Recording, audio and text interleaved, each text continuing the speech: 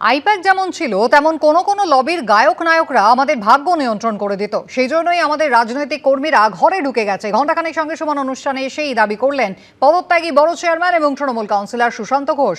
মমতা বন্দ্যোপাধ্যায়ের আলোকবৃত্তে যে সেলিব্রিটিরা আলো করেছিলেন, আজ তাঁর আশেপাশে তাঁদের দেখা যাচ্ছে, প্রশ্ন তুলেছেন তৃণমূল কাউন্সিলর অরূপ চক্রবর্তী।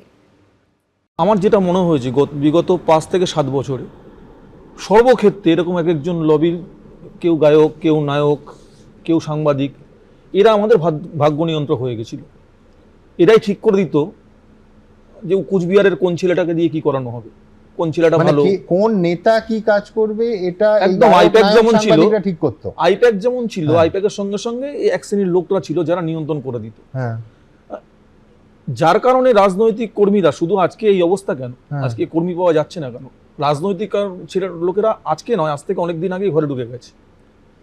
যার ফলে তার মানে স্বরূপ ঘোষ টিকিট পাবে কি না, এটা আইপ্যাক বা আইপ্যাকেরও আগে এরা ঠিক করতো, মোটামুটি তাই ধরে নেওয়া যেতে পারে। না, এটাকে একটা সরলীকরণ করে বলি, ধরো পেশেন্ট জানে যে তার রোগ হয়েছে, অসুস্থ, সে ডাক্তারবাবুর কাছে যাচ্ছে, ডাক্তারবাবু মমতা ব্যানার্জি, ডাক্তারবাবুর কাছে গেলে কিন্তু ট্রিটমেন্ট হবে, কিন্তু ডাক্তারবাবু চেম্বারের বাইরে যে কম্পাউন্ডার বসে রয়েছে, সে ডাক্তারবাবুর কাছে পেশেন্টকে যেতে দেবে না, কারণ তার না পছন্দ পেশেন্ট যাতে ডাইরেক্ট ডাক্তারবাবুর কাছে যেতে না পারে, যাতে মমতা ব্যানার্জির কাছে। আমি আপনাকে বলছি, মানে এই যে কদিন আগে ধর্মতলে ধর্ণা হয়েছে, আমার দলের কটা এমএলএ মঞ্চে উঠতে পেরেছে শুনুন, মমতা ব্যানার্জির পাশে আলোর বৃত্তে যে সেলিব্রিটিরা আলো করেছিলেন, আজকে কোন সেলিব্রিটি মমতা ব্যানার্জির বাড়িতে যখন রবীন্দ্র জয়ন্তী পালন হচ্ছে, কোন সেলিব্রিটি মমতা ব্যানার্জির বাড়ির পাশে রয়েছেন শুনুন?